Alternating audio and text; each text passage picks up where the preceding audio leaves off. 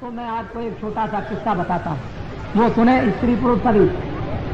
एक महात्मा जी थे, आपके गांव में आए। महात्माओं को लोग क्यों पकड़ते हैं, ये समझने की बात। जब आप सब तरह से थक जाते हो, हार जाते हो, रोते चिल्लाते हो और कोई भी रास्ता आपके दुख दूर होने का नहीं होता है, तो अंत में लोग महात्मा को पकड़ते हैं कि महाराज अब तो दया दृष्टि कीजिए, अब कृपा कर दीजिए। तब फिर महात्मा होते हैं द्रवित, वो दूसरों के दुखों को देख करके फौरन पिघल जाते हैं और कहते हैं भाई इसके ऊपर तो दया होनी चाहिए, इसके दुख दूर हो जाए। तो महात्मा ऐसे ही चले जा रहे थे। रास्ते में जब सभी नर नारी बड़े दुखी थे तो महात्मा जी को पकड़ा। महात्मा जी आप कहाँ जा रहे हैं, आप कहाँ जा रहे हैं, आप कहाँ जा रहे हैं, जरा हमारी बात तो दुख की सुन लीजिए। तो महात्मा जी खड़े हो गए। चले बेटा क्या है? क्या लगे बड़ा संकट है, बड़ा कष्ट है, बड़ी बीमारी आई हुई है, खाना नहीं मिलता है, लड़ाई झगड़ा होता है, तब उत्पात हो रहे, कोई किसी की सुनने वाला नहीं। अरे बच्चे, तुमने तो अपना रास्ता कर्म धर्म का छोड़ दिया तो तकलीफ तो तुमको मिलेगी ही, तुमको आराम कहाँ मिलेगा।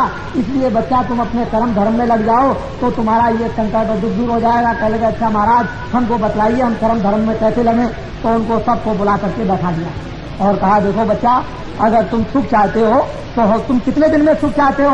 कह लगे महाराज हम तो आज ही सुख चाहते हैं। अरे बच्चा, एक दिन में तो तुमने पाप किया नहीं।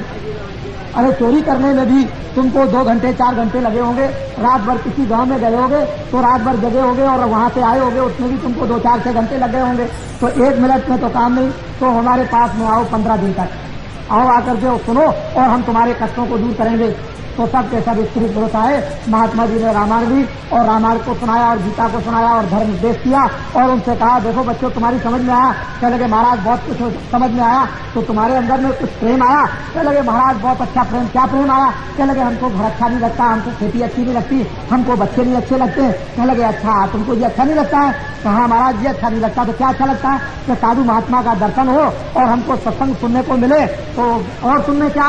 कह लगे महाराज अब हम पहले तो बड़े क्रोधित हो जाते थे, तो अब क्रोध नहीं आता है और काम भी नहीं आता है और लोभ भी नहीं आता है और मोह भी नहीं आता है। तो अच्छा बच्चा ये काम करो कि जरा आंखें तो बंद करके बैठो। तो आंख बंद करके जब बैठे तो सामने परमात्मा का एक दीपक जलता हुआ, जैसे मंदिर में दीपक जलता है उजाला होता है, ऐसे ही मनुष्य रूपी मंदिर में एक दीपक जलता हुआ दिखाई दिया। लोग बड़े प्रसन्न हुए, महाराज उजाला हो गया, प्रकाश हो गया, एकदम से अंधेरा दूर हो गया। कह लगे अरे बच्चा इसी को तो कहते हैं अज्ञान का।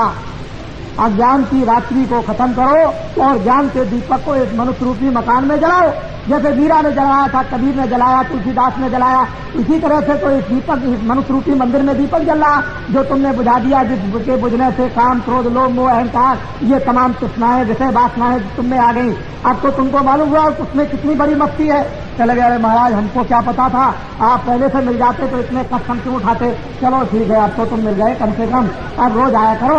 वो सारा गांव का गांव, सारा शहर का शहर चोर था, शराबी था, कबाबी था, लड़ते थे, झगड़ते थे। महात्मा जी ने 1 महीने में बैठाल करके सबको शांत कर दिया और प्रेम से रहने लगे। कोई किसी की चोरी नहीं करता है, कोई झूठ नहीं बोलता, धोखा नहीं देता, कोई लड़ाई नहीं करता है। स्वर्ग जैसा शहर बन गया, स्वर्ग जैसे मनुष्य बन गए, जैसे देवता रहते हैं उस तरह से। तो महात्माओं के सत्संग से क्या होता है, दर्शन से क्या होता है, उनकी सेवा से क्या होता है, लोग इसको समझते नहीं कि महात्माओं के अंदर और बाहर क्या चीज रहती है।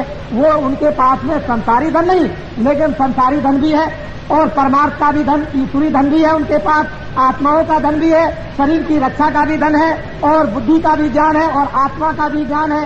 ये सब कुछ धन उनके पास लोग परलोक के रहते हैं।